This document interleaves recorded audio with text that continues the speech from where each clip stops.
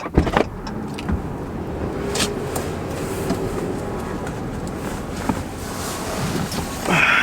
right, boys and girls, today is a good day.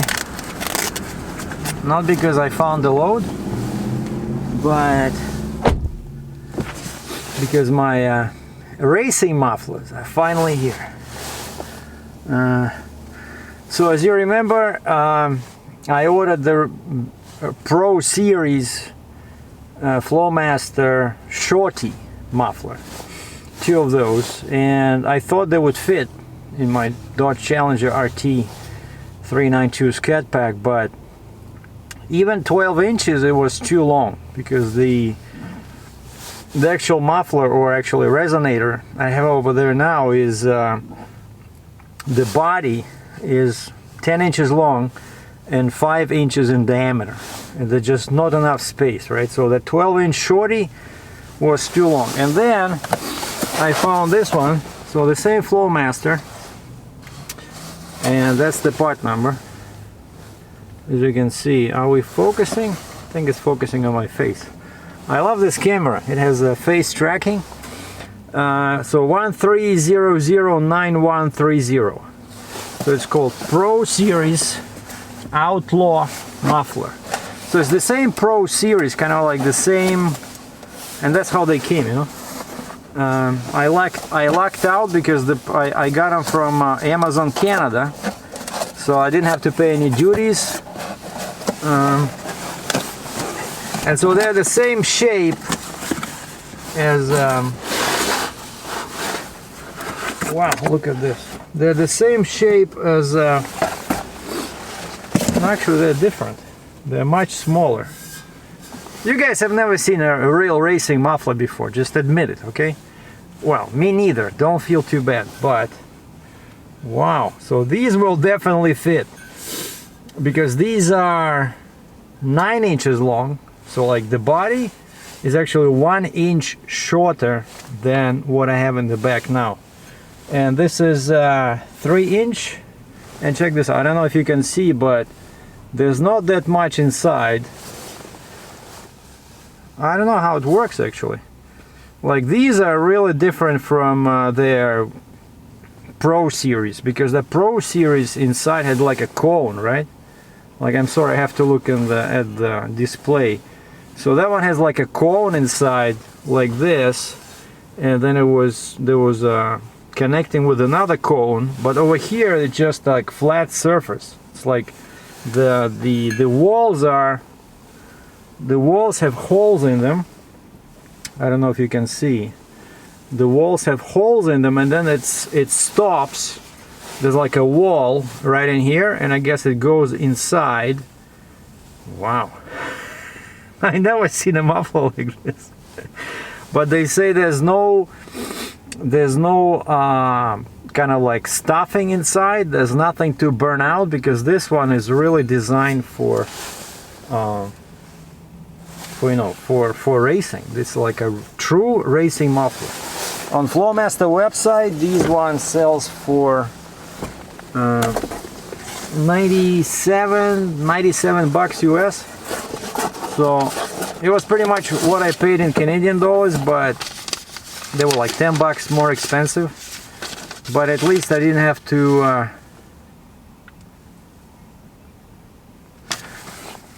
because I didn't have to pay. See, I got some stickers here. I didn't have to pay the duties. That was my, because of literally, there's a letter here from, remember, go with the flow and win quietly. That's the slogan at the bottom.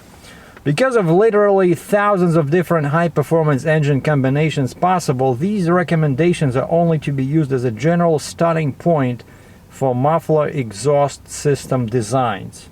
Fine-tuning on an engine dyno will net optimum performance gains for placement of exhaust components. Basically, oh cool, they give you recommendations here, how long the tubing should be after the collectors.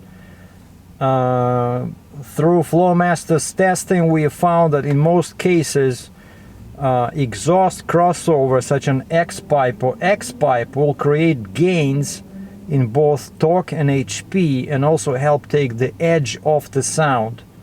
Use the same size tubing for the crossover tube as is used for the mufflers when possible, or as large as the space available will allow if you cannot use the same size tubing. Okay. Anyway, pretty cool. Yeah, so you see, they even give you recommendations over here. I never had a letter like this with a regular muffler, but this will definitely work. So I would show you guys, but I'll attach the pictures again in the back what you'll saw, but this will definitely work. And basically the plan is to order a resonator delete kit, because my tubing right now from the factory, and then we replace the mufflers near the engine underneath. We replace them with straight pipe, but that pipe is still 2 3/4, right? These mufflers are three in, 3 out, and I have no idea which one is in or out, but I don't think it matters because it's the same.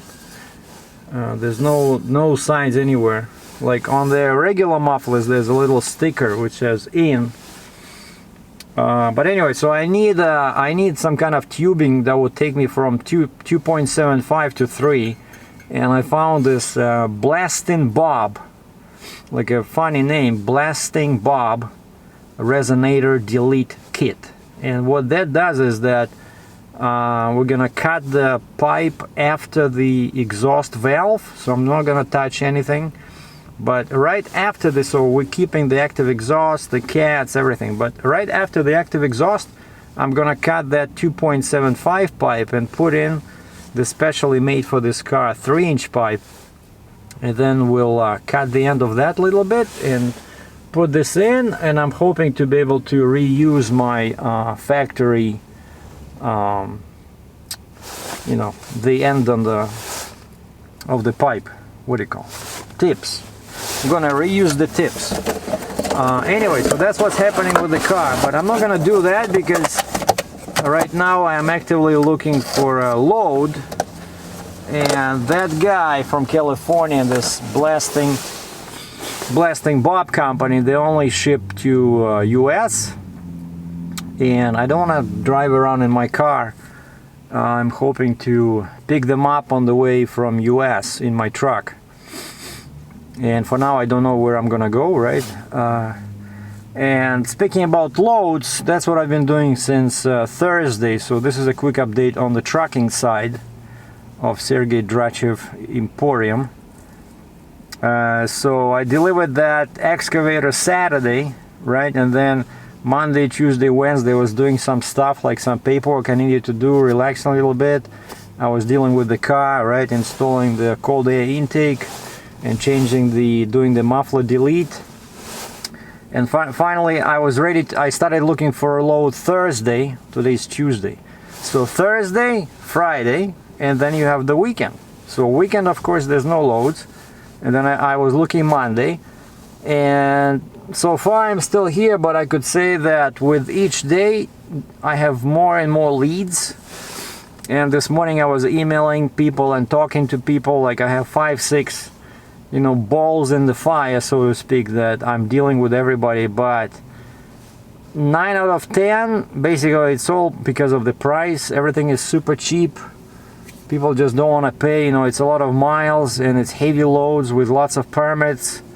And I was talking to, there's a power only load out of Midwest coming back to Ontario, so they want me to go empty 1,000 miles over there and then bring it back. So that's 2,000 miles. They don't want to pay enough for me to do such a long deadhead in my truck, no trailer. And then I'm talking to a guy who has a load from Ontario to Florida. There was a load from Northern Ontario to New Hampshire. Again, they are very super cheap, And that's what's happening. Like, I'm ready to work. I'm looking. I'm spending pretty much like it's like Starbucks is more like my office. Every morning I spend, time watching YouTube videos in between calls to brokers, so it's all fun. And then I'm trying to figure out what's my next upgrade on the trailer will be. And for now, I think I was running all kinds of crazy numbers, and for now I think I'll stick to the same 8 axles, but the flip box, 36-inch flip box, is coming in February now. It was supposed to be ready for pickup in Alabama, January, but they said, of course, that it's delayed. Now it's February, so that will extend my neck to 137, because right now, even with an 80,000 pound load, the maximum I can push to the front is 20K to the front axle. I mean 20K, 14K, that's it. Like, my fifth wheel is at the far forward farmost position, and that's it. So basically that's why you need this. 36 is an overkill, but that's all they offer, right? I would be happy with a 23-inch like the one I had before on a 55-ton, but they don't offer that. And so we're gonna get 36, so that would put me in a very nice position so I can move the weight around. And I figured, wait a second, so now I have this 137 neck. That would be perfect for, because now it's gonna push the weight from the truck to the front, from the drives to the front and to the rear.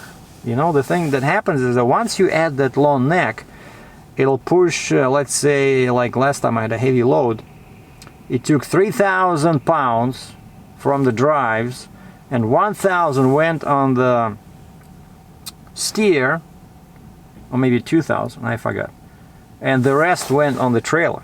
That's what's funny. What happens is, because, you know, now your neck is longer, so now the track sits further away from the load, right? So more weight goes on the trailer.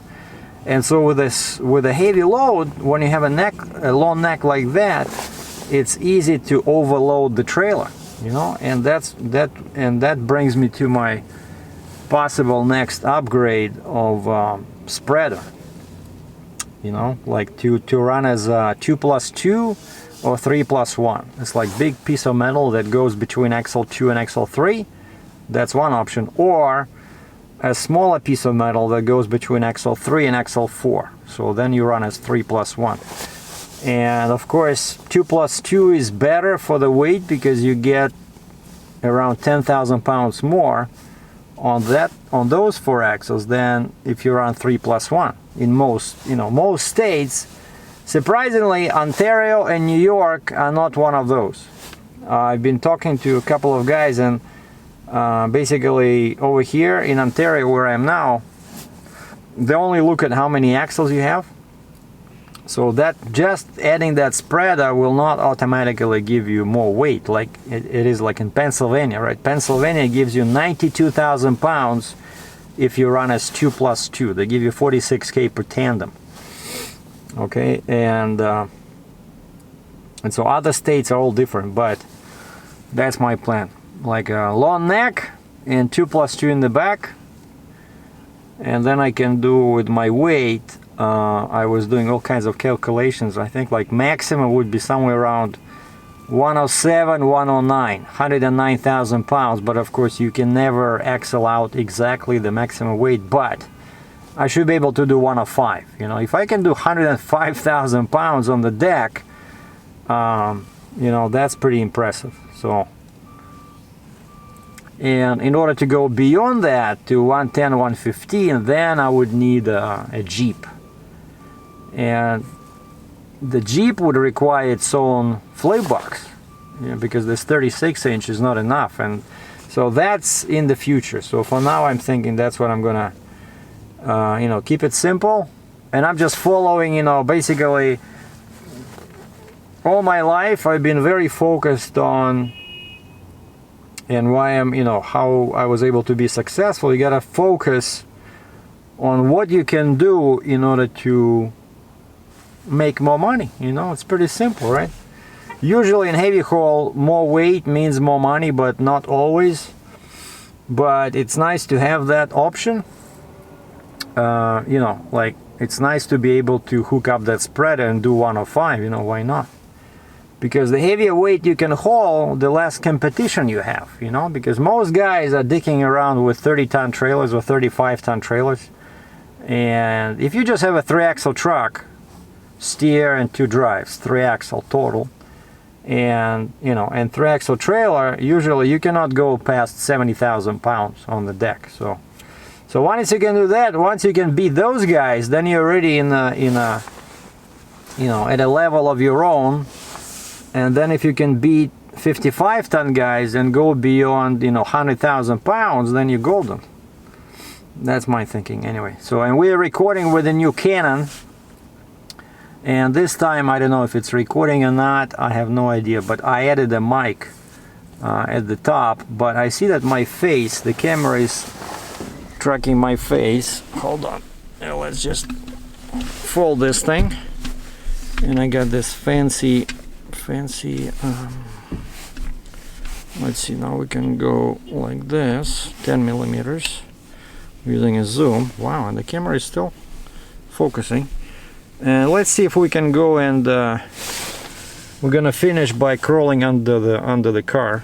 Okay, are we there? I'm just looking, checking in the display. But we're gonna end this video 17 minutes 59 seconds. Wow, I know this camera will stop at 30 minutes, 29.9. That's the problem with these DSLRs, you know. That's why if you're recording a lecture, most people recommend having a camcorder. But because these ones, they all stop at just past 29 minutes, which is not good for me, because as you know, I like to talk. But you know, I did show you something, right? It was not just talking. We were watching some nice, interesting stuff, and I showed you.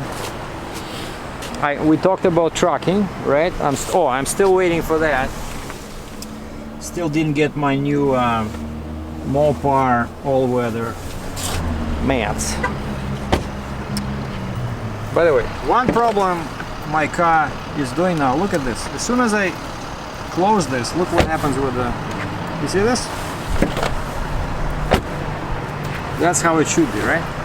Now watch what happens if I go to this side. Well, first of all, it's already down, because that's what happens.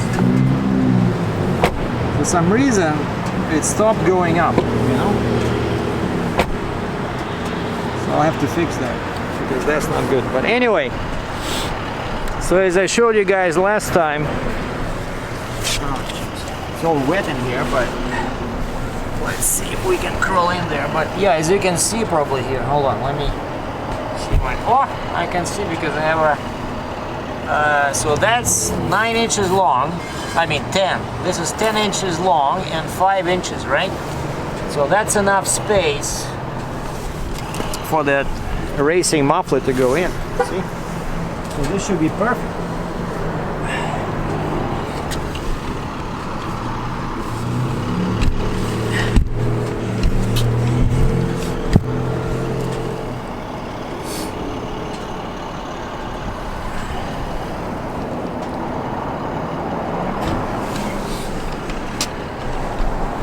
All right, so now you guys know what's happening. You know what's happening with the car. Next, we're just waiting for the blasting bob resonator delete kit, and a lot of those once I know my destination, where I'm going into US and how much time I need to get back to Canada, to the border, and then I can find the FedEx or UPS customer center and order these blasting bobs, and then we're gonna install. And then once I'm home, I'm gonna go to one of the local